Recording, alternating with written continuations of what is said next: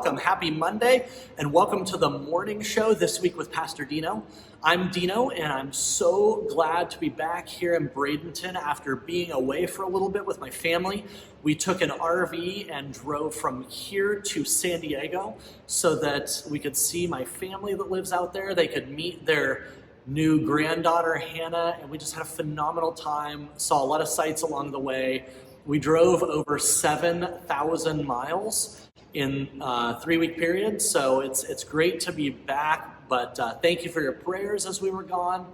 I'm glad to be back here and getting back into the swing of church. We're working really hard to figure out how we're going to open, when, and what we're going to do, and I want to assure you that tomorrow night our session is going to be meeting to discuss a variety of issues having to do with our church, especially how we can get back to in-person worship and programming, and when's the right time and what's the best way for us to do that.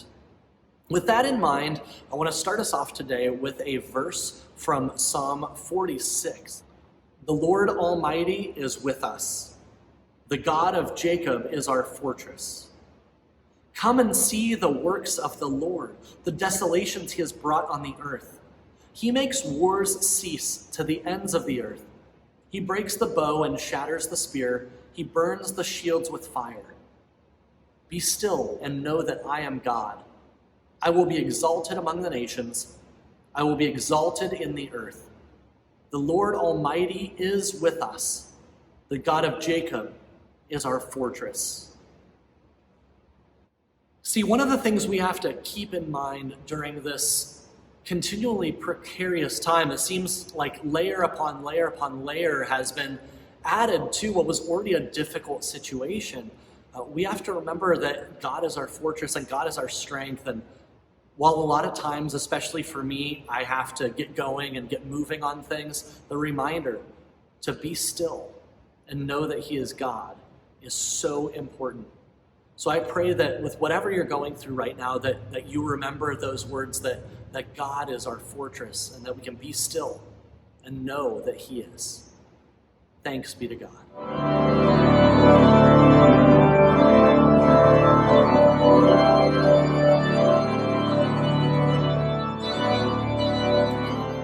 And now it's time for some of those construction updates I know you've been waiting for. The building is really coming along. As you can see, the sanctuary is just really coming together. The carpeting is beautiful. It's so refreshing to have nice new carpet and have the walls being redone and the paneling and the wood on the chancel is just incredible. I think it's really going to make the choir sound even that much better, as if they don't already sound amazing.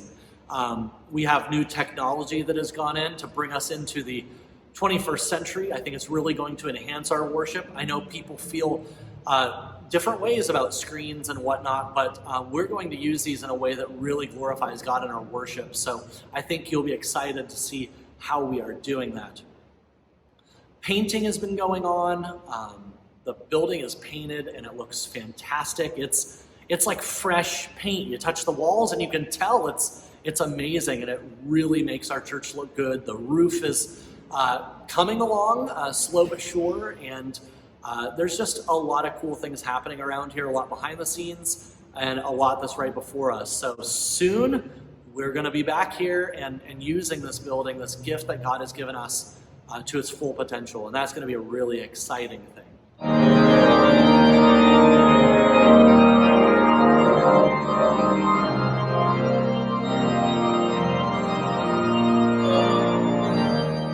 I want to give a huge shout out right now to our Koinonia team who was here on Sunday. It was Father's Day, and they worked so hard with social distancing and masks and everything to provide to-go dinners for all the folks who come here. We have a lot of folks in this community that we serve, and I just want to thank you, Rob and Brittany and the whole fellowship team, for making that happen. As we continue on through this week, it's our regularly scheduled programming. We've got a concert on Wednesday, Larry's pressure break on Thursday. We are going to take a couple weeks of break from the Saturday morning class due to scheduling. We have a service of witness to the resurrection for Jerry Perry here on Saturday morning, and then it's July 4th the following week, so we're taking a couple weeks off, but Dwayne will reboot that class on the 11th, so you have some time to get back engaged with that. And then we'll be back here on Sunday for worship. Now, I'm not sure exactly how that's going to be done yet. If we're going to have the doors open for you to come in here, if we're going to do online again session, we'll meet on Tuesday to figure all of those things out. Now, one of the things I know we'll be doing is having to wear masks. Whether that's everybody or our leadership, I don't know, but I did want to show you a couple examples of masks that I don't know if they should be worn in church or not, but here's a couple of those examples. Hope you get what I'm talking about.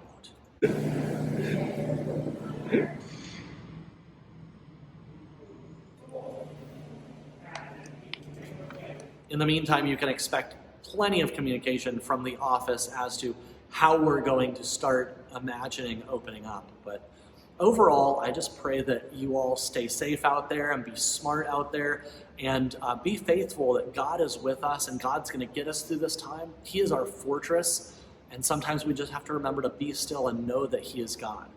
Soon we'll be back together. I know for many of us it couldn't be soon enough. For some of us, we could wait a little bit. And what we're going to do is pray, discuss, and find that happy medium that gets us all back together, safe and sound.